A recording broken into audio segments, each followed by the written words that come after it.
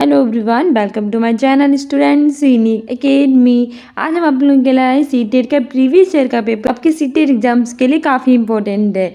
ये हमारा CTET and central teacher eligibility test 2022 का एग्जाम पेपर है। प्राथमिक लेवल यानी 1 to 5 के लिए है और परीक्षा तिथि 4 फरवरी 2023 का है। ठीक है, इससे पहले मैंने इसका ठीक पहले वाला एग्जाम पेपर करवा दिया है। अगर ना देखा हो तो प्ले लिस्ट में जाकर देख लीजिए। ये हमारा दूसरा पेपर है। ठीक है, हम वही अपने सबसे पहले बाल विकास चाइल्ड डेवलपमेंट एंड पेडागोजी से स्टार्ट करते हैं। और हमारा पहला क्वेश्चन कह रहा है कि विकास के बारे में निम्न में से कौन सा कथन सही नहीं है, यानी कि which the following statement is not correct about development. Option A है कि बच्चे विभिन्न दरों पर विकसित होते हैं, यानी कि कई सारी दरें होती हैं, बच्चे उन पर विकसित होते हैं। Childrens develops and different rates. Option B कह रहा है कि विकास अपेक्षाकृत क्रमिक होता है, यानी कि डेवलपमेंट होता है रिलेटिवली ऑर्डरली, यानी कि विकास कैसा होता है, क्रम से होता है, जो होता है क्रमिक रूप से विकास चलता है। तीसरा कह रहा है कि आनुवांशिकता विकास का एकमात्र कारण है। Heredity is the only cause of development. ठीक है, यानी जो हमारा डेवलपमेंट होता है उसका एकमात्र कारण क्या है, आनुवांशिकता। और चौथा कह रहा है कि विकास निरंतर रूप से होता है, मतलब डेवलपमेंट टेक्स प्लेस ग्रेजुअली, यानी कि विकास जो होता है वो लगातार रूप से होता है, निरंतर रूप से होता है। तो बताइए इसमें से कौन सा कथन सही है विकास के बारे में। तो सही आंसर हमारा हो जाएगा option C, heredity is the only cause of development. आनुवांशिकता विकास का एकमात्र कारण है।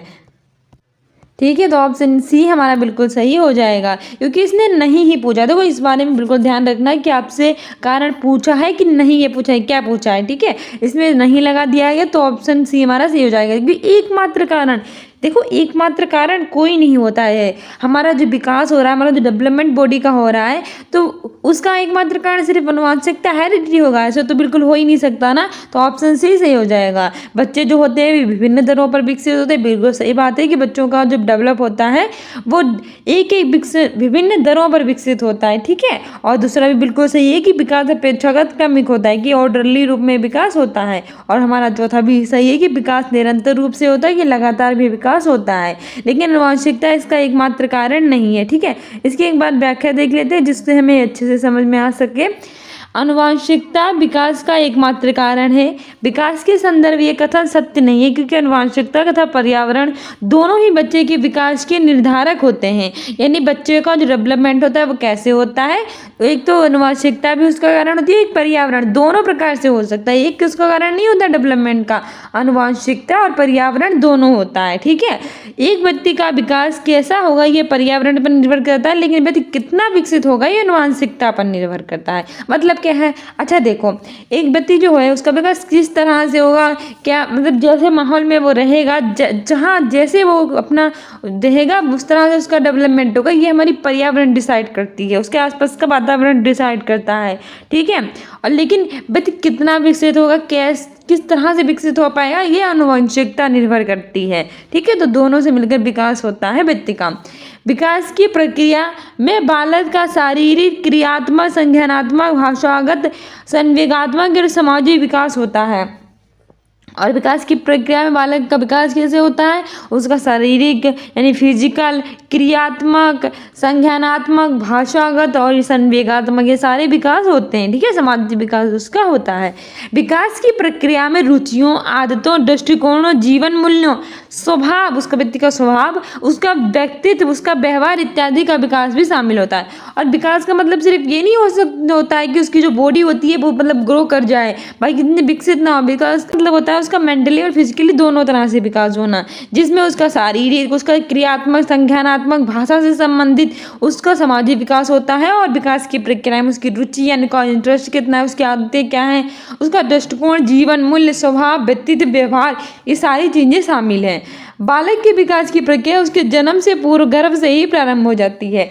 और बालक की प्रक्रिया विकास की आरंभ कहाँ से होती है, जन्म से पहले, यानी जब बच्चा माँ के गर्भ में होता है तब से उसका डेवलपमेंट होने लगता है। ठीक है, और विकास की इस प्रक्रिया में वैसे गर्भावस्था, शेषावस्था, बाल्यावस्था, किशोरावस्था, प्रौढ़ावस्था इत्यादि परिपक्वता की स्थिति प्राप्त करता है। तो ये सारी चीज़ें देखो एग्जाम में कैसे न कैसे पूछ लेगा, तो सारी हमारे जो फैक्ट है इंपॉर्टेंट याद रखना कि बालक का विकास जो होता है वो गर्भ में ही स्टार्ट हो जाता है। और कई सारी प्रक्रियाएं होती है, जैसे कि गर्भावस्था, शेषावस्था, बाल्यावस्था, किशोरावस्था, प्रौढ़ावस्था इत्यादि। ठीक है, आगे क्या कह रहा है, आगे कह रहा है कि निम्नलिखित विशेषताएं होती हैं। अच्छा, विशेषताएं क्या होती हैं? और पहला है कि विकास अपेक्षाकृत क्रमिक होता है। तो वो तो अच्छा मैंने आपको बता ही दिया है कि विकास कैसे होता है। जो डेवलपमेंट होता है वो क्रमिक होता है, विभिन्न दरों में होता है, निरंतर रूप से होता है, ठीक है, लगातार होता रहता है, ये भी याद रखना। दूसरा क्वेश्चन कह रहा है कि human capability such as intelligence, problem solving and critical thinking come directly under review of domain of development, यानी मानव की क्षमता जैसे कि बुद्धि, समस्या समाधान और समालोचनात्मक चिंतन का सापेक्ष रूप से विकास के किस क्षेत्र के अंतर्गत अध्ययन किया जाता है? ऑप्शन ए है शारीरिक यानी फिजिकल, ऑप्शन बी है संवेगात्मक यानी कि इमोशनली, ऑप्शन सी है संज्ञानात्मक यानी कि कॉग्निटिव, ऑप्शन डी है मोरल यानी कि नैतिक। तो बताइए कि जो मानव की क्षमताएं होती है, बुद्धि, समस्या समाधान, समालोचनात्मक, इनका किस तरह से अंतर्गत अध्ययन किया जाता है? तो सही आंसर हो जाएगा हमारा ऑप्शन सी, कॉग्निटिव यानी कि संज्ञानात्मक। तो मानव के अंदर जो क्षमताएं होती है जैसे बुद्धि, उसके जो इंटेलिजेंस होती है, प्रॉब्लम को सॉल्व करने की तकनीक होती है और क्रिटिकल थिंकिंग होती है, ये सब क्या होती है? संज्ञानात्मक यानी कॉग्निटिव के अंतर्गत आती हैं, ठीक है। तो व्याख्या कह रही है कि मानव की क्षमताएं जैसे कि बुद्धि, समस्या समाधान और समालोचनात्मक चिंतन का सापेक्ष रूप से विकास के संज्ञानात्मक क्षेत्र के अध्ययन किया जाता है, अंतर्गत अध्ययन किया जाता है। संज्ञानात्मक क्षेत्र के अंतर्गत मानसिक क्रियाओं के द्वारा अधिगम को प्राप्त करते हैं। और इसके अंतर्गत कैसे प्राप्त करते हैं? मानसिक क्रियाओं के द्वारा, ठीक है, जो मानसिक क्रिया करते हैं उसके द्वारा हम अधिगम यानी लर्निंग को प्राप्त करते हैं। संज्ञान के अंतर्गत ज्ञान, संवेदना, समग्रता, विश्लेषण, संश्लेषण, मूल्यांकन, प्रत्यक्षीकरण, कल्पना, तर्क, चिंतन, अनुप्रयोग, स्मृति, बौद्धिक क्षमता इत्यादि आते हैं। और हमारे इसके अंतर्गत संज्ञान के अंतर्गत आदि क्या क्या चीज़ें हैं? हमारा ज्ञान यानी कि नॉलेज, हमारी संवेदना, समग्रता, विश्लेषण, संश्लेषण, मूल्यांकन, प्रत्यक्षीकरण, कल्पना, इमेजिनेशन, तर्क, चिंतन, अनुप्रयोग, स्मृति, बौद्धिक क्षमता इत्यादि, ठीक है। और संज्ञान एक मानसिक प्रक्रिया है जिसके माध्यम से कोई भी संज्ञान एक ऐसी प्रक्रिया होती है, मानसिक प्रक्रिया होती है जिसके अंदर जानकारी को हम प्राप्त करते हैं, किसी भी समस्या आ जाती है तो उसको हल करते हैं, चिंतन करते हैं, तर्क करते हैं यानी सोचते विचारते हैं और उसको ना बातों के द्वारा तर्क करने के द्वारा हम क्या करते हैं? हल करते हैं। दो वस्तुओं के बीच विभेद करते हैं, दो वस्तुओं कोई भी आ सकती है उनके बीच में क्या भेद है वो करते हैं। संकल्पना को याद करते हैं, कोई भी संकल्पना होती है उसको याद करते हैं। ये विकास की प्रक्रिया व्यक्तिगत होती है और विकास की प्रक्रिया होती कैसी होती है? व्यक्तिगत रूप से होती है। संज्ञानात्मक विकास से बालक में सीखने की क्षमता और संज्ञानात्मक प्रक्रियाओं का विकास शेष अवस्था से पहले ही प्रारंभ हो जाता है। और संज्ञानात्मक प्रक्रियाओं का विकास कैसे होता है? शेष अवस्था से पहले ही क्या हो जाता है? स्टार्ट हो जाता है, ठीक है, यह भी याद रखना। आगे बढ़ते हैं। आगे हमारा तीसरा क्वेश्चन कह रहा है, हमारा तीसरा इंपॉर्टेंट क्वेश्चन है हमारे एग्जाम्स के लिए। और क्या कह रहा है कि कथन करण वाला है, इससे याद कर लेना। कथन कह रहा है हमारा कि बच्चे केवल औपचारिक स्कूली शिक्षा द्वारा ही कौशल, मूल्य और रीतियाँ ग्रहण करते हैं। मतलब बच्चे जो चिल्ड्रंस होते हैं, childrens acquires skills, values and customs only through formal schooling, यानी बच्चे जो होते हैं सिर्फ फॉर्मल स्कूलिंग के द्वारा ही क्या करते हैं? कौशल, मूल्य और रीतियाँ सीखते हैं। आपका कथन है और कारण है कि बच्चों का समाजीकरण एक सरल व एक ही प्रक्रिया है। Socialization of childrens is a simple and linear process. बताइए सही विकल्प क्या है? पहला है कि ए और दोनों सही है और आर जो है वो ए की सही व्याख्या है। दूसरा है कि ए आर दोनों सही है लेकिन जो आर है वो ए की सही व्याख्या नहीं है। तीसरा है कि ए सही है लेकिन आर गलत है और चौथा है कि आर दोनों गलत हैं। तो आपको इन दोनों में से बताना क्या सही है और क्या गलत। पहले बताइए क्या दोनों सही हैं? केवल औपचारिक स्कूल द्वारा एक कौशल, मूल्य और रीतियाँ ग्रहण करते हैं, तो बिल्कुल गलत बात है, क्योंकि केवल औपचारिक शिक्षा के द्वारा ही बच्चे ये सब ग्रहण नहीं करते हैं। तो दोनों सही है तो ये तो गलत हो जाएगा, तो ये भी हमारा गलत हो गया। ए और दोनों सही है, ये भी गलत हो गया। ए सही है और ये भी गलत है, क्योंकि ये सही और दोनों गलत है। तो देखो पहला वाला अगर हमें आता है तो हमारे तीनों ऑप्शन कट गए, क्योंकि हमें पता है कि पहला वाला हमारा गलत है। तो इसमें लिखा है यार दोनों सही है तो गलत हो गया। दूसरे वाले में लिखा है कि यार दोनों सही है, ये भी गलत है। ये सही है तो ये तो सही है, नहीं तो गलत है, तीसरा भी गलत हो गया। बच्चा हमारे पास सिर्फ एक आंसर। ये क्वेश्चन थोड़ा डिफिकल्ट था लेकिन हमने थोड़ा माइंड लगाया और पता किया तो पहले वाला तो गलती है, क्योंकि केवल हम औपचारिक अपने कौशल, मूल्य और रीतियाँ ग्रहण नहीं करते। क्योंकि कई लोग बच्चे होते हैं वो स्कूल ही नहीं जाते, फिर भी वो कितने बॉइल्ड मैनर होते हैं, बहुत अच्छे से उन्हें सब कुछ आता है, सब कुछ सिखाया होता है। हमारी रीतियाँ, रीति रिवाज, कौशल, मूल्य और रीतियाँ सारी चीज़ें उनमें होती हैं। तो पहले वाला तो गलत हो ही जाएगा और ये और दोनों गलत है। दूसरा भी गलत है, क्योंकि बच्चों का समाजीकरण कोई सरल प्रक्रिया नहीं है, ना ही वह एक रेखीय प्रक्रिया, सरल रेखीय प्रक्रिया, ठीक है। तो दूसरा भी गलत हो जाएगा, तो हमारा ऑप्शन डी सही हो जाएगा। और हमारा व्याख्या क्या कह रही है? उपयुक्त प्रश्न में अविकथन व कारण दोनों गलत हैं। बच्चे केवल औपचारिक शिक्षा द्वारा ही कौशल मूल्य और विद्या ग्रहण नहीं करते हैं, वे अनौपचारिक शिक्षा द्वारा ही अपने दैनिक क्रियाकलापों का भी अध्ययन करते हैं। मतलब वो औपचारिक और अनौपचारिक दोनों रूप से क्या करते हैं, अपने दैनिक क्रियाकलापों के द्वारा भी क्या करते हैं, चीजें ग्रहण करते हैं। क्रियाकलापों के द्वारा भी कौशल मूल्य और विद्या ग्रहण करते हैं। तो हमारे दोनों सही हो जाएंगे कि औपचारिक भी और औपचारिक भी है। और इसमें सिर्फ अनौपचारिक लिखा था तो पहला गलत हो गया। औपचारिक शिक्षा वह शिक्षा होती है, अच्छा औपचारिक शिक्षा होती क्या है भी तुम्हें पता होना चाहिए ना। तो औपचारिक शिक्षा वह शिक्षा होती है जो विभिन्न औपचारिकताओं के साथ जानबूझकर निश्चित नियमानुसार क्रियाशील होते हैं तथा नियमित रूप से विधिवत प्रदान की जाती है। यानी कि वह शिक्षा औपचारिक शिक्षा कहलाती है जो विभिन्न औपचारिकताओं के साथ, कई सारी औपचारिकताएं होती हैं उनके साथ जानबूझकर यानी कि जानते पूछते हुए निश्चित एक नियम के अनुसार क्रियाशील होती है, कार्य करती हैं और नियमित रूप से एक विधि के रूप से प्रदान की जाती है। शिक्षा का स्थान और समय निश्चित होता है। स्थान क्या है इस शिक्षा का और समय क्या है, दोनों निश्चित होते हैं तथा शिक्षा की विशेष सामग्री भी निश्चित होती है। बच्चों का समाजीकरण एक सरल व रेखीय प्रक्रिया में नहीं होता। और बच्चों का समाजीकरण कैसा होता है, एक सरल और नहीं समाजीकरण एक नहीं होता है, बल्कि भिन्न भिन्न समाज में विकसित होते हैं, इसीलिए इसे रेखीय नहीं कहा जा सकता। तो दूसरा वाला भी गलत हो गया क्योंकि बच्चों का समाजीकरण कोई रेखीय प्रक्रिया नहीं है। बालक के समाजीकरण में अनुकरण का बहुत अधिक महत्व होता है। अनुकरण का मतलब वो होता है नकल करके सीखना, यानी कोई बच्चा कुछ कर रहा है और उसको देख देख कर हम भी सीख रहे हैं तो हम उसका अनुकरण करने से देख देख कर सीखना मतलब अनुकरण करता, क्योंकि आराम से वो दूसरों को अनुकरण करके अनेक बातों को सीखता है। जैसे कि अगर घर में दो मम्मी हो सबको नमस्ते करती हैं, सबको प्रणाम करती है, तो बच्चे का भी व्यवहार बन जाएगा कि वो अपने बड़ों को नमस्ते प्रणाम छोटे से प्यार से बात करें। ये सारी चीज़ें वो अपने घर परिवार से ही सीखने लगता है, नहीं वो इमेटिंग करके यानी कि वो अनुकरण करके सीखने लगता है चीज़ें। बच्चे उसी का अनुकरण करते हैं और फिर वैसा ही व्यवहार करते हैं। अगर घर में बाप होता है वो अपनी बीवी पर हाथ उठाता है या फिर अपनी घर में अत्याचार करता है, अपनी बेटी पर हाथ उठाता है, तो बड़े लोगों की भी आदत पड़ जाती है, वो अपनी बीवी को मारते पीटते हैं, वो भी अपनी बेटी को मारते पीटते हैं और घर में माहौल भी ऐसा ही बना रहता है। जबकि अगर बच्चे ये देखते हैं कि अच्छे से प्यार किया जा रहा है, घर में व्यवहार अच्छे से किया जा रहा है, अच्छे से बोला जा रहा है, रिस्पेक्ट दी जा रही है छोटों को और बहुत प्यार से रहा जा रहा है, बड़ों की रिस्पेक्ट की जा रही है, बड़े बूढ़े जो हमारे दादी बाबा होते हैं उनके साथ अच्छा व्यवहार किया जाता है, तो बच्चे भी वही सीखते हैं, तो वो अनुकरण करके सीखते हैं, ठीक है, और वैसा ही व्यवहार करने लगते हैं।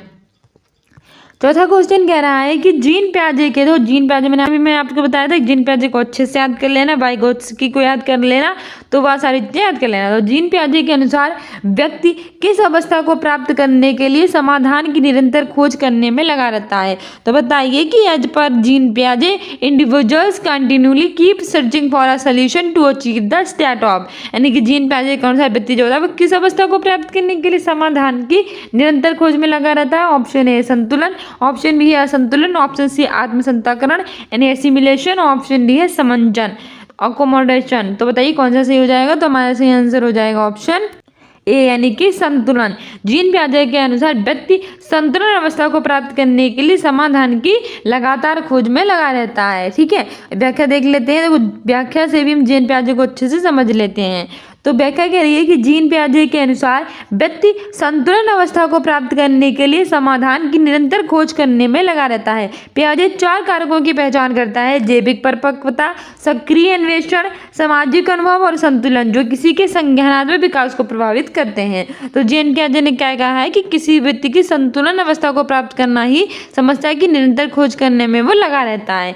प्याजे 4 कारकों की पहचान करते हैं, वो 4 कारक है। पहला जैविक परिपक्वता, दूसरा सक्रिय अन्वेषण यानी कि गतिविधि, तीसरा सामाजिक अनुभव और चौथा संतुलन, जो किसी के संज्ञानात्मक विकास को प्रभावित कर सकता है। प्याजे के अनुसार विचारों में वास्तविक परिवर्तन संतुलन की प्रक्रिया के माध्यम से होता है। हमारे विचारों में एक परिपक्वता होती है, वास्तविक परिवर्तन आता है, वो कैसे आता है? संतुलन की प्रक्रिया के माध्यम से ही होता है। संतुलन की प्रक्रिया इस तरह काम करती है कि हम किसी घटना या स्थिति के लिए विशेष स्कीमा लागू करते हैं और स्कीमा संतोषजनक परिणाम नहीं देती है, तो यह बच्चे की दुनिया को समझने के लिए अपर्याप्त और संतुलन होता है और हम असहज हो जाते हैं।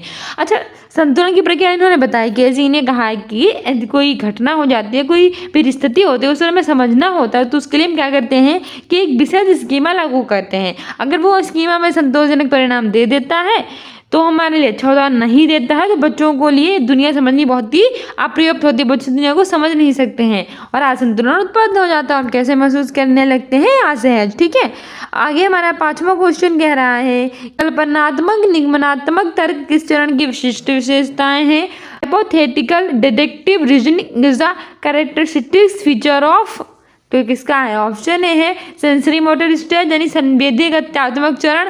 ऑप्शन ए औपचारिक सक्रियात्मक अवस्था यानी कि formal operational stage. Option C है प्री ऑपरेशनल स्टेज यानी पूर्व सक्रियात्मक अवस्था। ऑप्शन डी है कॉन्क्रीट ऑपरेशनल स्टेज यानी कि मूल सक्रियात्मक अवस्था। तो बताइए परिकल्पनात्मक निगमनात्मक तर्क किस चरण की विशेषता है? सही आंसर हो जाएगा ऑप्शन बी औपचारिक सक्रियात्मक चरण यानी कि फॉर्मल ऑपरेशनल स्टेज की अवस्था है परिकल्पनात्मक निम्नात्मक तर्क यानी हाइपोथेटिकल डिडक्टिव रीजनिंग। ठीक है, आगे हमारा देखो ये ना व्याख्या मोस्ट इंपॉर्टेंट। देखो आप व्याख्या भी अगर सही से समझ लेंगे ना तो आपको एग्जाम में ये हेल्प करेगा। पियाजे की बता रहे हैं, पियाजे की 4 अवस्थाएं मैंने आपको पहले ही बता दिया था पिछले वाले प्रीवियस ईयर पेपर में कि पियाजे की कितनी अवस्थाएं हैं? 4। पहली है संवेदी प्रेरक जो कि जन्म से लेकर 2 वर्ष तक होती है। फिर होती है पूर्व सक्रियात्मक अवस्था जो 2 से 7 वर्ष तक होती है। फिर होती है मूल सक्रियात्मक अवस्था जो 7 से 11 वर्ष तक होती है। फिर होती है औपचारिक सक्रियात्मक अवस्था जो कि हमारी 11+ वर्ष तक होती है, 11 से आगे उम्र के लिए।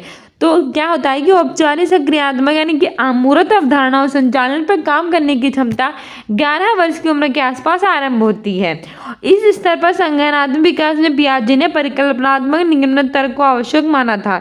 किशोर अब परिकल्पनात्मक निगमनात्मक और अमूर्त अवधारणाओं पर विचार करना आरंभ कर सकते हैं। ठीक है, ये प्रायः क्या अगर स्थितियों और प्रश्नों के विचार पर करते हैं समाधानों या संभावित परिणामों के बारे में सोचने में सक्षम होते हैं। अतः पियाजे के अनुसार संज्ञानात्मक विकास की औपचारिक सक्रिय अवस्था में परिकल्पनात्मक चिंतन विकसित होता है। तो पियाजे ने कहा है कि औपचारिक संज्ञानात्मक अवस्था में जो परिकल्पनात्मक चिंतन है वो आरंभ हो जाता है। आगे बढ़ते हैं और हमारा अगला क्वेश्चन भी जीन पियाजे से ले लिया। देखो 3-4 क्वेश्चन जो जीन पियाजे से वो पूछेगा, तो सीडी पे में जीन पियाजे को अच्छे से याद करके जाना। अगला क्वेश्चन कह रहा है कि जीन पियाजे के संज्ञानात्मक विकास के सिद्धांत के अनुसार किस अवस्था में बच्चे अनैच्छिक सहज क्रियाओं से ऐच्छिक क्रियाओं की ओर बढ़ना आरंभ कर देता है। यानी कि किस अवस्था में क्या होता है कि जो बच्चे होते हैं वो अनैच्छिक क्रियाओं से ऐच्छिक क्रियाओं की ओर बढ़ने लगते हैं जीन पियाजे के संज्ञानात्मक विकास के सिद्धांत के अनुसार। ऑप्शन ए संवेदी काल में sensory motor. Option A B है पूर्व संक्रियात्मक। ऑप्शन सी है मूल संक्रियात्मक। ऑप्शन डी है औपचारिक संक्रियात्मक। सही आंसर हो जाएगा ऑप्शन ए सेंसरी मोटर। संवेदी काल में 0 से 2 वर्ष तक की अवस्था होती है जिसमें बच्चे जो होते हैं वो अनैच्छिक क्रियाओं से ऐच्छिक क्रियाओं की ओर बढ़ने लगते हैं। ठीक है, तो हमारा ऑप्शन ए सही हो जाएगा। आगे हमारा अगला क्वेश्चन जिसकी व्याख्या देखिए भैया इतनी लंबी चौड़ी व्याख्या होती है कि जीन पियाजे के संज्ञानात्मक विकास के सिद्धांत के अनुसार संवेदी गत्यात्मक अवस्था में बच्चे अनैच्छिक सहज क्रियाओं से ऐच्छिक क्रियाओं की ओर बढ़ना आरंभ कर देते हैं। ठीक है, पियाजे के अनुसार जन्म से मैंने आपको बताया था कि जन्म से 2 वर्ष तक की अवस्था जो होती है वो संवेदनात्मक होती है, सेंसरी प्रीमोटर होती है और इसमें बालक अपनी इंद्रियों द्वारा प्राथमिक अनुभव प्राप्त करने होते हैं। और बालक कैसे होते हैं? अपने अनुभव प्राप्त कर लेते हैं किसके द्वारा? इंद्रियों के द्वारा। जन्म से 30 दिन तक की अवस्था में बालक केवल सहज क्रियाएं करते हैं। जब बच्चे जन्म लेते हैं उससे 30 दिन की अवस्था होती है बालक क्या करते हैं कि केवल सहज क्रियाएं होती है वो करते हैं। इन क्रियाओं में किसी वस्तु को मुँह से लेकर चूसने की क्रिया सबसे अधिक प्रबल होती है। और बच्चे कहते हैं कोई भी चीज़ पड़ी देखते हैं, कहीं भी कोई भी चीज़ पड़ी उठा लेते हैं और मुँह से चूसने लगते हैं उसे। और ये तो बहुत ही आम बात होती है। और 1 से 4 माह तक के बच्चों की सहज क्रियाएं कुछ सीमा तक अपनी अनुभूतियों द्वारा परिवर्तित होती हैं, दोहराई जाती हैं और एक दूसरे के साथ समन्वित यानी कोऑर्डिनेट होती हैं। 4 से 6 महीने की अवस्था में बच्चे वस्तुओं को स्पर्श करने और 4 से 6 महीने में बच्चे क्या करते हैं कि वस्तुओं को स्पर्श करने लगते हैं और इधर उधर करने की अनुक्रिया करने लगते हैं। और 8 से 12 माह तक की अवस्था में बच्चे उद्देश्य और उसको प्राप्त करने के साधन में अंतर करने लगते हैं। फिर जब बच्चे 8 से 12 साल तक के होते हैं तो वह क्या करते हैं? महीने के 8 से 12 महीने तक होते हैं तो बच्चे क्या होते हैं? उद्देश्य, कोई मतलब उनका उद्देश्य होता है उसको प्राप्त करने के साधन में अंतर करने लगते हैं। ठीक है। और साथ ही अपनों से बड़ों की क्रियाओं का अनुकरण करने लगते हैं, मतलब उनसे बड़े जो लोग कैसा भी करते हैं कि वैसा ही अनुकरण यानी उनकी नकल करने लगते हैं। समय बच्चे जो स्कीमा अर्थात व्यवहारों के संगठित पैटर्न सीखते हैं उनका सामान्यकरण भी करने लगते हैं। और 12 से 18 माह में बच्चे वस्तुओं के गुणों और प्रयत्न की त्रुटि द्वारा सीखकर ग्रहण करते हैं। 18 से 24 माह की अवस्था में बच्चे देखी गई वस्तु की अनुपस्थिति में भी उसके अस्तित्व को समझने लगते हैं। ये काफ़ी पूछता है कि कौन से महीने में बच्चे अनुपस्थिति चीज़ों को उपस्थित करने लगते हैं, तो वो 18 से 24 में करते हैं। ठीक है। 7वां क्वेश्चन कह रहा है कि हेनरी दुविधा। अब हेनरी की भी दुविधा से पिछली बार भी क्वेश्चन पूछा गया था और फिर हेनरी की दुविधा से क्वेश्चन पूछा गया है। हेनरी की दुविधा भी याद रखना। हेनरी दुविधा को सुनने के बाद 8 वर्षीय गुरप्रीत कहता है कि हेनरी को पैसा चुरा लेना चाहिए क्योंकि इसे इसकी ज़्यादा ज़रूरत है। नैतिक तर्क के किस स्तर पर बच्चे सही और गलत का फैसला व्यक्तिगत जरूरतों और चाहतों के आधार पर करते हैं। तो हेनरी की दुविधा एग्जाम्स के लिए मोस्ट इंपॉर्टेंट याद करके जाना। तो ऑप्शन ए है दंड और आज्ञा पालन अभिमुखता, ऑप्शन बी है यांत्रिक सापेक्षिक अभिमुखता, ऑप्शन सी है good girl good boy good girl और अटेंशन यानी अच्छा लड़का अच्छी लड़की अभिमुखता, और चौथा है कि लॉ एंड ऑर्डर कानून और व्यवस्था अभिमुखता। तो सही आंसर हमारा हो जाएगा ऑप्शन कि वह अवस्था जिसमें 8 वर्षीय गुरप्रीत ये कहता है कि चुरा लेना चाहिए क्योंकि उसकी ज़रूरत है, यानी कि नैतिक तर्क का वह स्तर है जिसमें ज़रूरत के हिसाब से व्यक्ति को पता चले कि किस आधार पर किस जरूरत के आधार पर किसका चयन करना है। तो सही आंसर हो जाएगा कि सापेक्षिक अभिमुखता। ठीक है, ऑप्शन बी सही हो जाएगा। ठीक है। आगे हमारी व्याख्या कह रही है कि हेनरी दुविधा को सुनने, देखो इसकी व्याख्या से याद कर लेना कि हेनरी की दुविधा है उसको सुनने के बाद जो 8 वर्ष का मात्र बालक है गुरप्रीत, वो कहता है कि हेनरी को पैसा चुरा लेना चाहिए। तो हेनरी की दुविधा क्या थी कि हेनरी जो था वो एक अच्छा लड़का था लेकिन वो चोरी करता है किस लिए, क्योंकि उसको पैसों की ज़रूरत होती है। तो वही कई स्टेजेस में बताया गया है कि हेनरी को ये करना चाहिए था, ये नहीं, हेनरी ने गलत किया उसने सही किया। तो कई सारी कर्तव्य पालन और कई सारी उसने बांट रखी है। तो उसमें हमारा ऑप्शन ए वाला सही है। तो 8 वर्षीय गुरप्रीत कहता है कि पैसा चुरा लेना चाहिए क्योंकि उसकी जरूरत है। नैतिक तर्क की यांत्रिक सापेक्षिक अभिमुखता स्तर पर बच्चे सही और गलत का फैसला व्यक्तिगत जरूरत के आधार पर करते हैं। अगर हमारी जरूरत है तो अगर हमने कुछ गलत भी किया तो वो हमारे लिए सही है क्योंकि हमें उसकी जरूरत है, और इसी तरह से वो करता है। लेकिन क्या होता है कि व्यक्ति जो होता है वो गलत है और हमेशा वो कानून को आगे रख देता है। व्यवहार की सार्थकता स्वहित पर आधारित होती है। ठीक है, और किसके हित पर होती है? स्वयं के हित पर आधारित होती है, और केवल इतनी ही मदद करें जो हमारे स्वयं के लिए भी लाभदायक हो। इस प्रकार तर्क यह है कि कार्य तभी नैतिक होगी नियमों का पालन स्वयं के लिए कुछ सकारात्मक परिणाम लेकर आए। एक बच्चे का तर्क इस स्तर पर हो सकता है कि हेनरी की दवा चुराना सही था यदि वह वेद के लिए लिखित संदेश छोड़ता हो कि वह उसके समर्थन में कुछ अच्छा जरूर करेगा। यह तक कि लॉरेंस कोहलबर्ग के नीति विकास के सिद्धांत के अंतर्गत आता है। मतलब ये होता है कि जो हेनरी उसने पैसा चुरा लिया, चलिए कोई बात नहीं, उसे चुरा लेना चाहिए क्योंकि उसकी ज़रूरत थी, लेकिन वो एक चिट्ठी लिख सकता है कि मैंने पैसा चुराया है क्योंकि मुझे इसकी ज़रूरत है, जब ज़रूरत मैं ये पैसा आपके काम में लाऊंगा, कुछ भी करूँगा, मतलब कुछ इस टाइप पे उसने कर दिया। जैसे कि नैतिक लॉरेंस कोहलबर्ग ने का विकास सिद्धांत के अंतर्गत आता है। ठीक है। 8वां क्वेश्चन कह रहा है कि लेव वाइगोत्स्की के सिद्धांत को किस तरह का सिद्धांत माना गया है? Lev Vygotsky theory is referred to as a theory. Option A है मनोविश्लेषणात्मक यानी कि साइकोलॉजिस्टिक्स, ऑप्शन बी है सामाजिक सांस्कृतिक सोशल कल्चरल, ऑप्शन सी है व्यवहारवादी यानी बिहेवियरिस्टिक्स, और ऑप्शन डी है सूचना प्रसंस्करण यानी इंफॉर्मेशन प्रोसेसिंग। जाएगा सोशल कल्चरल यानी कि सामाजिक सांस्कृतिक। लेव वाइगोत्स्की के सिद्धांत को सामाजिक सांस्कृतिक यानी सोशल कल्चरल प्रकार का सिद्धांत माना गया है। ठीक है, और ये काफ़ी एग्जाम में पूछा जा चुका है। लेव वाइगोत्स्की की थ्योरी किसको कहती है? सामाजिक सांस्कृतिक, याद कर लो बिल्कुल। सोशल कल्चरल होती है। डेली शॉर्ट्स बनाती है, जरूर उन्हें देखा करो जिससे आप एग्जाम में बेटर कर सकें। 1 मिनट का शॉर्ट्स होता है, उसकी प्लेलिस्ट बना रखी है। एग्जाम में जाना तो पूरी प्लेलिस्ट देख कर जाना। 1-1 मिनट के शॉर्ट है और सारे प्रीवियस ईयर के EBS CDP Hindi English pedagogy सब कुछ उसमें हम कराएंगे धीरे धीरे। काफ़ी वीडियोस उसमें बन भी चुके हैं। ठीक है, और सारी उसी प्लेलिस्ट में डालेंगे और अलग से भी बना देंगे CDP pedagogy, CDP theory, EVS pedagogy, English math pedagogy और थ्योरी अलग अलग बनाएंगे। सारी प्लेलिस्ट देख लेना। ठीक है, और फुल वीडियो तो आपको करा ही रहे हैं। तो हमारा कह रहा है और कि व्याख्या कह रही है कि लेव वाइगोत्स्की के सिद्धांतों को सामाजिक सांस्कृतिक का सिद्धांत माना गया है। लेव वाइगोत्स्की एक रूसी मनोवैज्ञानिक थे। तो पूछ लेगा लेव वाइगोत्स्की कैसे वैज्ञानिक थे, तो रूसी वैज्ञानिक थे, रूस के तो रूसी वैज्ञानिक थे और इन्होंने सामाजिक सांस्कृतिक का सिद्धांत दिया है। जिन्होंने सामाजिक सांस्कृतिक सिद्धांत का प्रतिपादन किया था, इनको सबसे निकट विकास का से John of proximal development ZPD। कई बार तो ZPD की फुल फॉर्म पूछ लेता है कि ZPD की फुल फॉर्म क्या है, कि जॉन ऑफ प्रॉक्सिमल डेवलपमेंट है। ठीक है, वाइगोत्स्की के अनुसार छात्रों को अधिगम करवाने या उनका विकास करने हेतु उचित मार्गदर्शन या दिशा निर्देश की आवश्यकता होती है और छात्रों के दिशा निर्देशन एवं मार्गदर्शन समाज और संस्कृति से प्राप्त होती है। वाइगोत्स्की के सिद्धांत को संरचनावादी की संज्ञा दी जाती है। वाइगोत्स्की बालक के सर्वांगीण विकास में समाजों को संस्कृत सिद्धांत को महत्वपूर्ण स्थान प्रदान करते हैं। ठीक है, आगे कह रहा है कि according to Lev Vygotsky dash facilities cognitive process among children. यानी लेव वाइगोत्स्की के अनुसार बच्चों में संज्ञानात्मक प्रक्रियाओं को किसके माध्यम से सुगमता दी जाती है। ऑप्शन ए है निगेटिव रेनफोर्समेंट यानी नकारात्मक पुनर्बलन। ऑप्शन बी है प्रतियोगिता यानी कॉम्पिटिशन। ऑप्शन सी है भाषा यानी कि लैंग्वेज और ऑप्शन डी है जेनेटिक डिस्पोजिशन यानी अनुवांशिक विन्यास। तो बताइए कि लेव वाइगोत्स्की ने बच्चों में संज्ञानात्मक प्रक्रियाओं को किसके माध्यम से सुगमता दी है। तो संज्ञानात्मक विकास की बात करें, कॉग्निटिव प्रोसेस की बात करें, तो सही आंसर हो जाएगा सी, सही हो जाएगा लैंग्वेज यानी कि भाषा।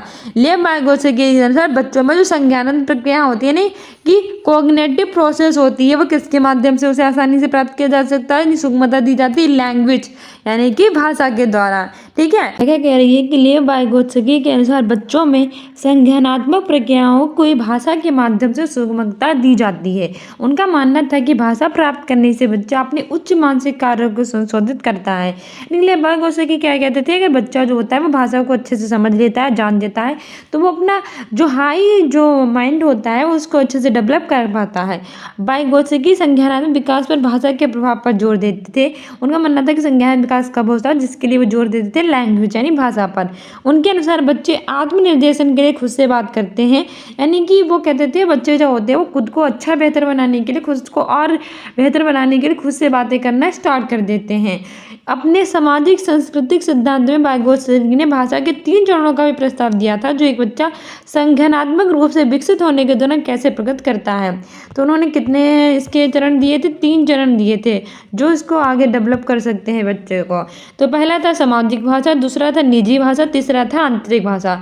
सामाजिक भाषा यानी समाज की भाषा, यह बाहरी संचार को अन्य लोगों के साथ बात करने के लिए संदर्भित करती है। सामाजिक भाषा क्या होती है कि जो इतने समाज के लोग होते हैं उनके साथ बात करने के लिए व्यक्ति को क्या बनाती है, बच्चे को अच्छे से बनाती है, डेवलप करती है उसका माइंड। निजी भाषा मतलब व्यक्ति की अपनी भाषा, निजी भाषा पर्सनल लैंग्वेज संचार को संदर्भित करती है, जिसके द्वारा बच्चे खुद को निर्देशित करते हैं, साझा ज्ञान को व्यक्तिगत ज्ञान में बदलने का एक तंत्र है। निजी भाषा मतलब खुद की पर्सनल लैंग्वेज होती है। क्या करती है कि व्यक्ति खुद से बातें करने लगता है, जिसके द्वारा अभी क्या सही है क्या गलत है इसके बारे में भी सोचता है और खुद को ज्ञान दिया जाता है कि अच्छा ऐसे नहीं ऐसे कर, अगर मैंने ये काम ऐसे ऐसे किया तो ऐसे सही होगा, मतलब बच्चा खुद से बातें करता है। और तीसरी होती है आंतरिक भाषा। तो ये इंटरनल लैंग्वेज होती है, क्या होती है तब उत्पन्न होती है जब निजी भाषा लुप्त हो जाती है और मौन आंतरिक वाणी भाषा में बदल जाती है। जब हमारी अपनी भाषा जो होती है वो बिल्कुल लुप्त हो जाती है और मौन मतलब चुप रहकर भी आंतरिक वाणी भाषा में बदल जाती है, तो उसे हम आंतरिक भाषा लैंग्वेज कहते हैं। ठीक है, हमारा 10वां क्वेश्चन कह रहा है कि शिक्षा को बाल केंद्रित बनाने के लिए निम्न में से क्या बदलाव जरूरी है, कि which of the following steps are required to made education child center, यानी एजुकेशन को चाइल्ड सेंटर बनाया जाए, इसके लिए कौन से बदलाव जरूरी है। ऑप्शन ए रचनात्मक मूल्यांकन से योगात्मक मूल्यांकन की और फॉर्मेटिव को समेटिव असेसमेंट। दूसरा कह रहा है कि कंठस्थ स्मरण से क्रिया आधारित अधिगम की ओर, from broad memorisation to activity based learning. अच्छा, कंठरण क्या होता है, कंठस्थ स्मरण है कि रोड मेमोराइजेशन होती है रट्टा मारना, कि वैसे कुत्तों से रट्टा नहीं मार लिया कि ये चीज़ है 10 + 5 15 है तो 10 + 5 15 है, कोई गुणा भाग कोई जोड़ कुछ भी मतलब कुछ नहीं करना, बस रट्टा मार लेना, कुछ समझना नहीं है कुछ भी, तो इस तरह से होता है रट्टा मारना। तीसरा है कि खोजी अधिगम से व्याख्यान विधि की और from discovery learning to lecture method. और चौथा है from flexible curriculum to standardized curriculum है, लचीले पाठ्यक्रम से मानकीकृत पाठ्यक्रम की ओर। तो बाल केंद्रित बनाने के लिए क्या बदलाव जरूरी है? तो हमारा सही आंसर हो जाएगा ऑप्शन कंटेस्ट इंस्ट्रूमेंट से क्रिया आधारित अधिगम की ओर। ये मोस्ट इंपॉर्टेंट है।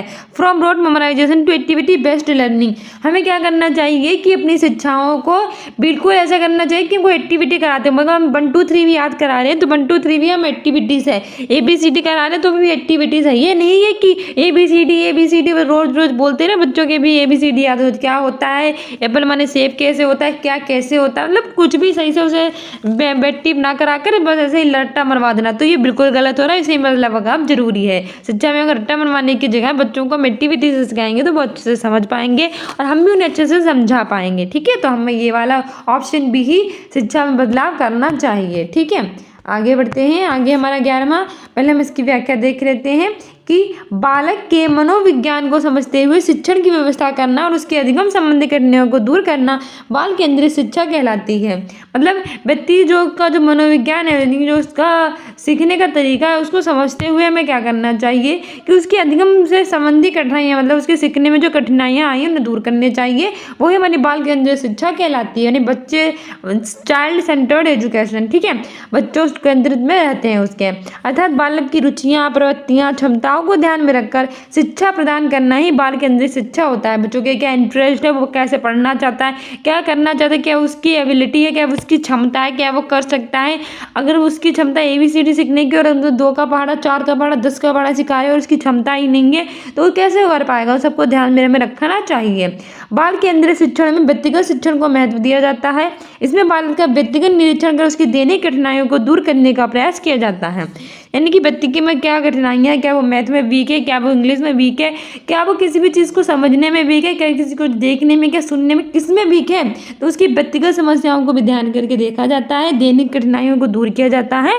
तो ये सारी चीज़ें की जाती हैं बाल केंद्रित शिक्षा में। ठीक है, बाल केंद्रित शिक्षण में बालक की शारीरिक और मानसिक योग्यताओं के विकास के आधार पर शिक्षण दिया जाता है। जैसे उसकी मेंटल एबिलिटी होगी, जिसकी फिजिकल एबिलिटी होगी, उसी के आधार पर शिक्षा दी जाएगी। तथा बालक के व्यवहार और व्यक्तित्व में आसपास के लक्षण होने पर बौद्धिक दुर्बलता, समस्यात्मक बालक, रोगी बालक और अपराधी बालक इत्यादि का निदान किया जाता है। इस प्रकार की शिक्षा में कंठस्थ स्मरण के स्थान पर क्रिया अधिगम कराया जाता है ताकि बच्चों को उस शिक्षण को सीख सके।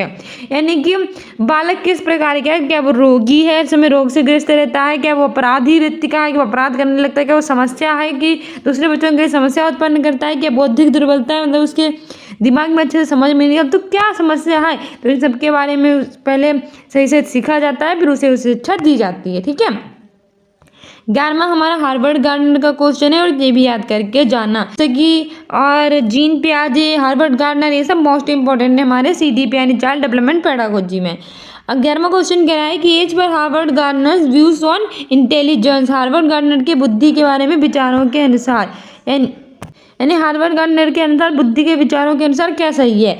ऑप्शन ए तार्किक गणितीय बुद्धि बुद्धि का सर्वोत्तम प्रकार है। Logic mathematical intelligence is the superior most form of intelligence. दूसरा है कि दूसरे की जो भावनाएं होती हैं उनको समझने की क्षमता संगीतीय बुद्धि कहलाती है। Ability to understand the feeling of others is referred to as musical intelligence. तीसरा कह रहा है कि 3 प्रकार है, विश्लेषणात्मक, सृजनात्मक और व्यवहारिक। Intelligence is of 3 kinds, analytical, creative and practical. चौथा कह रहा है कि हर व्यक्ति अपने आप में विभिन्न प्रकार की बुद्धियों के विभिन्न स्तर निहित करता है। Each individual has very level of different intelligence. तुम्हारा सही आंसर हो जाएगा option D, each individuals has very levels of different intelligence. हर व्यक्ति अपने आप में विभिन्न प्रकार की बुद्धियों के विविध स्तर निहित करता है, यानी कि हर एक व्यक्ति की जो बुद्धि होती है, जो इंटेलिजेंस होती है, वो अलग अलग प्रकार की होती है, किसी में भी सेम नहीं होती। कोई किसी प्रकार का होता है तो कोई किसी प्रकार का होता है। ठीक है, तो ऑप्शन डी सही हो जाएगा। क्या कह रही है कि हार्वर्ड गार्डनर ने बहुबुद्धि सिद्धांत का प्रस्ताव रखा है। बहुबुद्धि मतलब बहुत सारी बुद्धि। इसके अनुसार हर व्यक्ति अपने आप में विभिन्न प्रकार की बुद्धियों की विविध स्तर निहित करता है। गार्डनर ने बुद्धि के सिद्धांत का सूचना को संसाधित करने के लिए एक जैव मनोवैज्ञानिक क्षमता के रूप में परिभाषित किया, जिसे सांस्कृतिक व्यवस्था में समस्याओं को हल करने या संस्कृति में मूल्यों के उत्पाद बनाने के लिए सक्रिय किया जा सकता है। और हार्वर्ड गार्डनर ने कितने प्रकार की बुद्धि दी है? 8 प्रकार की। उन्होंने अपनी बुद्धि को कितने भागों में बांटा है? 8 भागों में बांटा है। तो 8 प्रकार की बुद्धि याद रखना। हार्वर्ड गार्डनर ने कितने प्रकार की दी है? 8 प्रकार की। कौन कौन सी? दृश्य, स्थानिक, शारीरिक, गतिक, संगीत, अंतर्व्यक्तित्व, अंतराव्यक्तित्व, भाषाई, तार्किक और प्रकृतिवादी। देखो ये जरूर याद कर लेना, इसे एक ना एक क्वेश्चन जरूर बनेगा। कितनी होती है? 8 होती हैं हार्वर्ड गार्डनर के अनुसार। कौन कौन सी? दृश्य, स्थानिक, संगीत, अंतराव्यक्तित्व, तार्किक, गणितिक, प्रकृतिवादी, भाषाई, अंतर्व्यक्तित्व बुद्धि और शारीरिक गति। ठीक है, ये सभी चरण जैविकी कारक से संबंधित है, जो इन चरणों को एक अलग संदर्भ में प्रभावित करते हैं, जैसे कि रुचि, सक्रियता आदि। 12वां क्वेश्चन कह रहा है कि हमारे विकथन और कारण वाला है। मैंने आपको बताया था विकथन और कारण से क्वेश्चन पूछता है। तो हमारा पहला विकथन है कि एक अध्यापिका को विद्यार्थियों को किसी समस्या पर कार्य करते समय अपने विचारों के मौखिकीकरण के लिए प्रोत्साहित करना चाहिए। यानी एक अध्यापिका को, मतलब अध्यापिका है, वो क्या करना चाहिए उसे कि विद्यार्थी जो होते हैं, जो उसके स्टूडेंट होते हैं, अगर वो कोई समस्या पर कार्य करते समय, कोई भी समस्या मतलब उस पर कार्य करते समय उनके विचार क्या होते हैं, उनके मौखिकीकरण के लिए उन्हें प्रोत्साहित करना चाहिए। ज़्यादा से ज़्यादा तुम्हें क्वेश्चन पूछने चाहिए अगर तुम्हें कोई प्रॉब्लम आ रही है। रीजन कारण कह रहा है कि निजी वाक बच्चों के संज्ञानात्मक विकास को सुसाधित करता है। Private speech facilities cognitive development of children. ठीक है, तो आपको करेक्ट ऑप्शन चुनना है। हमारा वही 4 ऑप्शंस दिए जाते हैं। ऑप्शन ए है कि ए और आर दोनों सही है और आर ए की सही व्याख्या करता है। दूसरा है कि ए आर दोनों सही है लेकिन आर ए की सही व्याख्या नहीं करता है। तीसरा है कि ए सही है लेकिन आर गलत है। और चौथा है कि ए और आर दोनों गलत हैं। तो बताइए इसमें से कौन सा सही हो जाएगा? तुम्हारा सही आंसर हो जाएगा option A. Both A and R are true and R is the correct explanation of A. यानी ए और आर दोनों सही है और आर ए की सही व्याख्या करता है।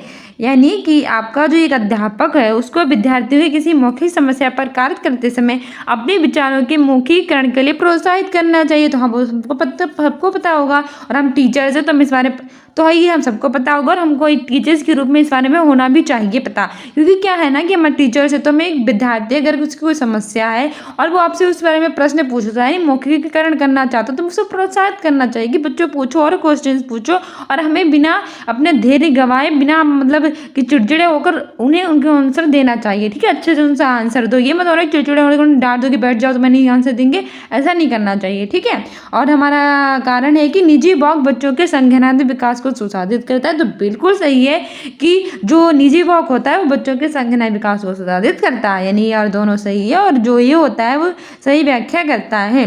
ठीक है, हमारा व्याख्या भी यही कह रही है कि एक अध्यापिका को विद्यार्थियों की किसी समस्या पर कार्य करते समय अपने विचारों के मौखिकीकरण का प्रोत्साहित करना चाहिए। बिल्कुल सही है।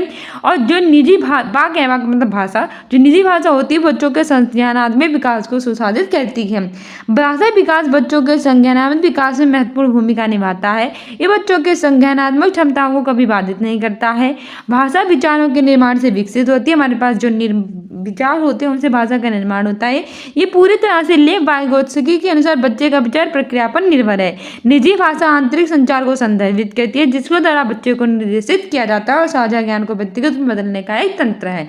ठीक है, तो दोनों सही और एक ही सही व्याख्या करता है। तो 13वां क्वेश्चन कह रहा है कि एक अध्यापिका प्रचलित सामाजिक जेंडर संबंधी रूढ़िवादिताओं तो कैसे प्रभावहीन बना सकती है? A teacher can counter social gender stereotypes by. Option A है ये सुनिश्चित करने की क्षेत्र खेल सत्र में लड़कियां सिर्फ बैडमिंटन खेलें, लड़के सिर्फ फुटबॉल। अरे ये कितनी बकवास बात हुई। देखो कई लोग ये कहते हैं कि जो लड़कियां होती है बैडमिंटन में बहुत अच्छी होती है, लड़के फुटबॉल में बहुत अच्छे होते हैं। और जब हम जेंडर स्टीरियोटाइप को हटाना चाहते हैं तो हम भी ये कहेंगे कि तुम ऐसा करो, लड़कियां तुम सबसे अच्छी होती है बैडमिंटन में तो बैडमिंटन खेलो, लड़के तुम फुटबॉल खेलो। तो ये तो बढ़ावा देना हुआ, कम करना कैसे हुआ, प्रभावहीन कैसे बना सकती है? तो ये तो गलत हो जाएगा ना हमारा। इसकी जगह पे हम अगर लड़कों से फुटबॉल खिलवाएं, लड़कियों से बैडमिंटन, थोड़ा बहुत बहुत इस बारे में सही हो सकता है, पर ये नहीं होगा। ठीक है, अगला हमें दूसरा ऑप्शन कह रहा है, यह सुनिश्चित करके कि लड़कियों को अध्यापक के रजिस्टर पर काम करने और उनकी मदद करने के अवसर मिले। Ensuring girls get opportunities to handle the teachers register and help her. अच्छा, आपने बचपन में नहीं देखा होगा कि छोटे क्लासेस में आपने देखा होगा जब आप छोटे थे कि अच्छा जब आप छोटे थे तो आपने देखा होगा ये बात, जो मास्टर्स लोग थे वो लड़कियों को अपना रजिस्टर बनाने के लिए देते थे कि तुम ऐसा करो, हमारा रजिस्टर जो है वो कंप्लीट कर दो। लड़कों से कभी नहीं कहता था कि लड़कियों की हैंड राइटिंग होती है वो काफ़ी अच्छी होती है। ऐसा वास्तव में होता था कि लड़कियों की हैंड राइटिंग लड़कों के मुकाबले अच्छी होती थी और वो अपना काम भी लड़कों के मुकाबले ज़्यादा अच्छा करती थी। तो ऐसे टीचर्स होते थे वो लड़कियों को उनका रजिस्टर बनाने के लिए देते थे। ठीक है, और यही ये सेम बात कर रहा है कि हम भी यही करेंगे कि लड़कों के बजाय लड़कियों को रजिस्टर बनाने के लिए देंगे। तो ये भी तो जेंडर स्टीरियोटाइप्स को बढ़ावा दे रहा है, नहीं कम कर रहा है। तो ये भी हमारा गलत ऑप्शन हो जाएगा, क्योंकि ये तो कम करने की बात कर रहा है पर ये तो बढ़ावा दे रहा है। इसके जगह पे हम लड़कों से रजिस्टर बनवाए तो हो सकता है एक तरह से कम, तो ये भी नहीं होगा। तीसरा कह रहा है कि फर्नीचर इधर से उधर रखवाने में केवल लड़कों की सहायता लेना है। देखो एक तो केवल आ गया तो गलत हो ही जाएगा। और दूसरा कह रहा है कि seeking the help of boys only in moving furniture. अच्छा, अब आप क्या देखते हैं कि जो लड़के होते हैं वो उनकी बॉडी सॉडी थोड़ी ज़्यादा लड़कियों के मुकाबले हेल्दी होते हैं वो, और वो काम को कर सकते हैं अच्छे से। कोई चीज़ें उठवा के इधर से हैवी चीज़ होती है उधर से उधर उठवाना होता है तो लड़कियाँ क्या होती है वो थक जाती हैं बेचारी, थोड़ी कोमल होती हैं। लड़के होते हैं वो जल्दी से वो इधर से उधर रख देते हैं। तो हम भी यही कहें कि तुम लड़को है तुम फर्नीचर उठा के वहाँ से यहाँ रखो, लड़कियाँ तुम इनकी हेल्प मत करना, सिर्फ लड़के करेंगे। तो ये भी तो जेंडर स्टीरियोटाइप्स को बढ़ावा दे रहा है। जेंडर स्टीरियोटाइप्स होता है क्या है कि बहुत समय से जो चीज़ें चली आ रही हैं उनको ही आगे चलाना होता है, लेकिन हम तो कम करने की बात करें तो बढ़ावा दे रहा है। तो ये भी हमारा गलत हो जाएगा। अगर लड़कियों से कहते तो हो सकता है ये सही होता, पर अब भी गलत है। चौथा को रहा है कि सभी जेंडरों को संगीत, नृत्य और पाककला प्रतियोगिता में भाग लेने के लिए कहना। Making all genders participate in music, dance and cooking competition. वाह, कितना अच्छा, देखो कितना प्यारा ऑप्शन आपको मिला है। हमारा ऑप्शन डी ही सही हो जाएगा। ये हमसे कह रहा है ऑप्शन डी कि जितने भी जेंडर है, चाहे वो लड़का हो लड़की हो या कोई भी हो, उन्हें क्या करना चाहिए, संगीत, नृत्य और पाककला। लोग कहते हैं लड़कियां नृत्य में अच्छी होती हैं, पाककला में अच्छी होती है, संगीत में अच्छे होते हैं, बॉयज नहीं होते हैं, लेकिन ये दोनों जेंडर्स की बात कर रहा है कि दोनों को ना इन दोनों में प्रतियोगिता में भाग लेने के लिए कहना। तो यही बहुत समय से चली आ रही रूढ़िवादिता को हटाता है, क्योंकि आज भी बहुत जानते हैं आप कि जो कितने बड़े बड़े शेफ हैं वो पाककला में कितने निपुण हैं, नृत्य में कितने अच्छे अच्छे लड़के कर लेते हैं, संगीत में भी कितने निपुण होते हैं। तो ये दोनों काम लड़के लड़कियां दोनों कर लेते हैं, तो ये बढ़ावा नहीं देता है। तो ऑप्शन डी ही सही हो जाएगा। कई क्वेश्चन तो ऐसे होते हैं कि एक बार पढ़ने से ही आपको समझ में आ जाता है कि इसका ऑप्शन ये होगा। ठीक है, लेकिन थोड़ा आपको अपनी मेंटल एबिलिटी का इस्तेमाल करना होता है। तो हमारी व्याख्या कह रही है कि एक अध्यापिका प्रचलित सामाजिक जेंडर संबंधी रूढ़िबद्धताओं को इस प्रकार प्रभावहीन कर सकती है। लड़कियों और लड़कों एक साथ समान व्यवहार करें, यानी कि जो बॉयज हैं और गर्ल्स हैं दोनों के साथ एक साथ व्यवहार किया जाए। ये नहीं करना चाहिए कि तुम लड़की हो तो थोड़ा मतलब तुम लड़कियां हो तो थोड़ा धीरे बोलो, लड़के हो तुम कैसे भी बोलो चल जाए, तो ये सब नहीं करना चाहिए। लड़के और लड़कियां बोलने का हक तो दोनों का होता है, चाहे वो कितनी भी तेज बोले क्या फर्क पड़ता है। अगर शांत करना तो भैया दोनों को शांत करो ना, एक को क्यों करना। दूसरा है कि कक्षा में लचीलेपन को बढ़ावा देना, बिल्कुल सही बात है। हमें लड़के लड़कियों से एक साथ व्यवहार करना चाहिए, लचीलेपन को बढ़ावा देना चाहिए और सभी जेंडर चाहे कोई भी दोनों प्रतियोगिता में भाग ले सकते हैं। गैर रूढ़िवादिता यौन भूमिकाएं प्रस्तुत करना, जैसे कि बाइक की सवारी करने वाली लड़की और रसोई में खाना पकाने वाला लड़का। अच्छा, देखते क्या है कि जो बाइक पर चलते हैं वो तो बॉयज ही चलते हैं, लड़कियां नहीं चलती हैं, लेकिन आजकल ऐसा नहीं हो रहा है। आज तो लड़कियां भी बाइक चला रही हैं और खाना पकाने के लिए लड़के होना, पर लड़कियां खाना रसोई में खाना पकाती है, लड़के नहीं, लड़के आजकल पका रहे हैं। तो इन सभी चीज़ों को बढ़ावा देना, जिससे क्या होना कि जो हमारी बहुत समय से चली आ रही जो बेकार के ढकोसले हैं वो सब बंद हो जाए। ठीक है, स्टीरियोटाइप्स को बढ़ावा इनसे नहीं मिलेगा। आगे है कि प्रत्येक छात्र को बिना भेद किए सभी गतिविधियों में व्यस्त रखना। मतलब ये नहीं देखना कि तुम लड़के हो तो नृत्य, तुम लड़के हो तो बाइक चलाओ, लड़कियां हो तो नृत्य करो, लड़के हो तो मतलब फर्नीचर वगैरह का काम करो। ये सब ना करते हुए जो भी काम जिसको दिया जाए वैसे ही कर दिया जाए। ठीक है, आगे है सभी लड़के लड़कियों को बैठने की व्यवस्था अलग अलग नहीं होनी चाहिए। अरे भैया देखो, ये बहुत मैंने देखा है कि बॉयज़ गर्ल्स हैं तो क्या कहते हैं तुम बॉयज़ हो तो एक अलग बैठो, लड़कियां हो तुम अलग बैठो, बॉयज़ और गर्ल्स साथ साथ नहीं बैठेंगे, तो ऐसा कुछ नहीं होता है। इसको मतलब कम कर देना चाहिए। तो इस प्रकार से एक अध्यापिका जेंडर संबंधी रूढ़िवादिता को बढ़ावा देने से कम कर सकती है, यानी कि रूढ़िवादिता को प्रभावहीन कर सकती है, बहुत समय से चली आई रूढ़िवादिता को कम कर सकती है। ठीक है, आगे हमारा 14वां क्वेश्चन कह रहा है कि विद्यार्थियों में समालोचनात्मक चिंतन को बढ़ावा देने के लिए महत्वपूर्ण है कि निम्नलिखित प्रचुर अवसर प्रदान किए जाएं to develop critical thinking among learners it is important to give ample opportunities to. Option A है विषय वस्तु का कंठस्थीकरण, रोट मेमोराइज द कंटेंट। सबसे पहले तो इसको काटो, जहां पर भी रोट मेमोराइज आ जाए वो गलत ही होगा, क्योंकि किसी भी चीज को हमें रट्टा नहीं मानना, हमारे पास विषय वस्तु का हमें रट्टा बिल्कुल भी नहीं मानना है। कंठस्थीकरण करना मतलब जैसा है वैसा ही याद कर लेना, बिना उसका मतलब समझे, तो इसको बढ़ावा नहीं देना है। दूसरा है अध्यापक के निष्क्रिय अनुसरण है, तो पैसिवली इमिटेट द टीचर।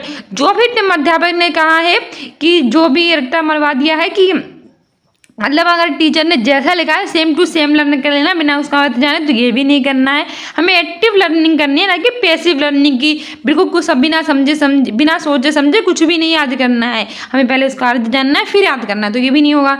तीसरा है कि विविध जानकारियों की पुष्टि करने के लिए कोरबोरेट डिफरेंट इंफॉर्मेशन, तो ये थोड़ा सही लग रहा है। चौथा है to think urgently on a problem, किसी समस्या पर अवसरी चिंतन करना, तो सही है ऑप्शन ए। पहला दूसरा सही है, पहला तीसरा सही है, दूसरा तीसरा सही है, और चौथा कि तीसरा और चौथा सही है। तो हमने पहला तो गलती कहा, दूसरा भी गलत था, तो पहला दूसरा तो गलत ही है, ये तो हटेगा, इसमें पहला है तो ये भी हटेगा, इसमें दूसरा है तो ये भी हटेगा, तो हमारा ऑप्शन डी सही हो जाएगा। बिना मेहनत के हमें इसका आंसर मिल गया, क्योंकि हमें बताया है कि रोड मेमोराइजेशन करना नहीं है, पैसिवली सीखना नहीं है, एक्टिवली सीखना है, तो ये दो होनेंगे।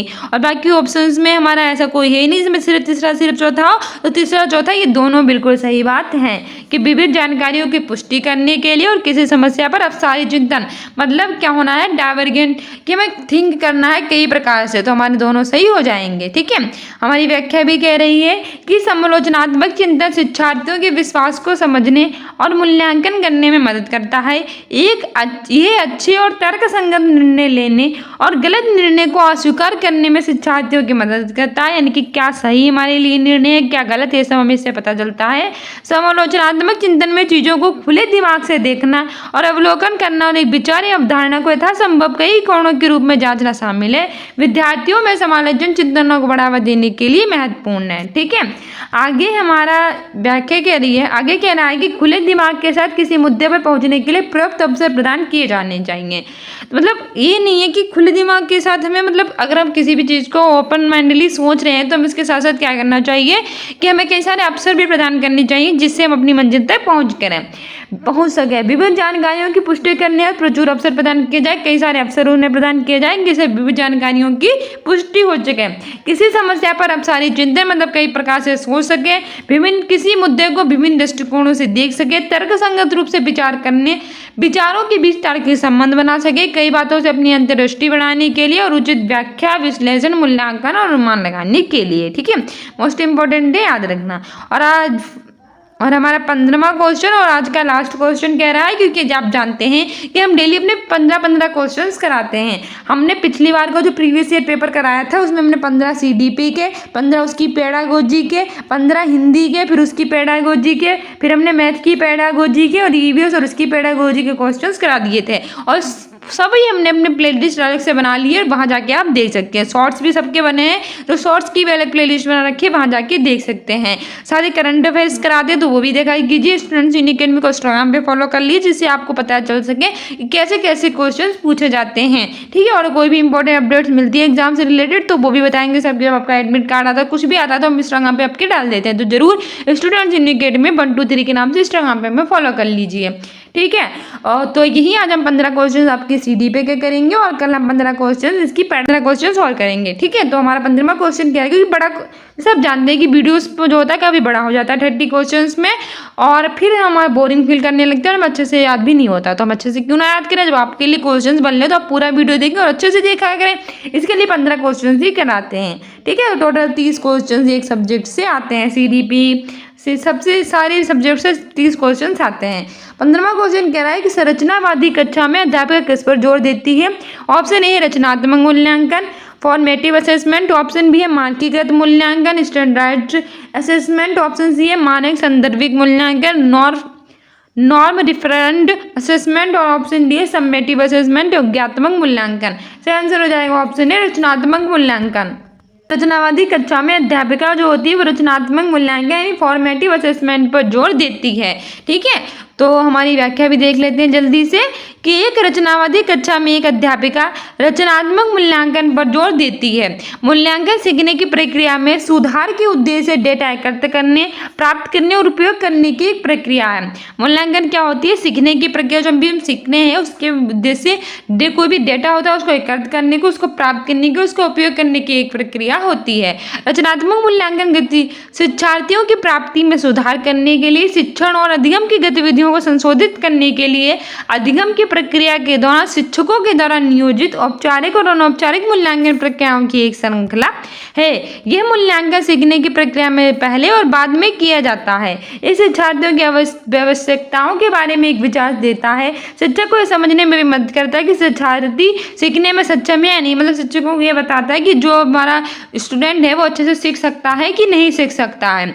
अतः एक संरचनावादी कक्षा में रचनात्मक मूल्यांकन पर जोर दिया जाना चाहिए, क्योंकि शिक्षकों को शिक्षार्थियों की सीखने की प्रगति का निरीक्षण और विश्लेषण करने में मदद करता है। ठीक है, सो डियर स्टूडेंट्स, ये थे हमारे most important CDP questions. I hope you like this video. If like it then like, subscribe and share. And daily हमारे वीडियोस देखा कीजिए, इंस्टाग्राम पे फॉलो कर लीजिए, क्योंकि आपके लिए सीटेट के प्रीवियस ईयर के क्वेश्चन हम करवा रहे हैं, जिससे आप एग्जाम में बेटर कर सके और आपको आइडिया मिल सके कैसे क्वेश्चन पूछे जाते हैं। सो मिलते हैं अपने नेक्स्ट वीडियो में कल सुबह 10 बजे वाली मोस्ट इंपॉर्टेंट करंट अफेयर्स के साथ, और रात 8 बजे अपनी मोस्ट इंपॉर्टेंट सीटेट के प्रीवियस ईयर क्वेश्चंस के साथ। I hope you like this video. Like it then like, subscribe and share, and don't forget to subscribe this channel. ठीक है, आपके लिए वीडियो से ज़्यादा से लाइक, सब्सक्राइब और शेयर करो। बाय।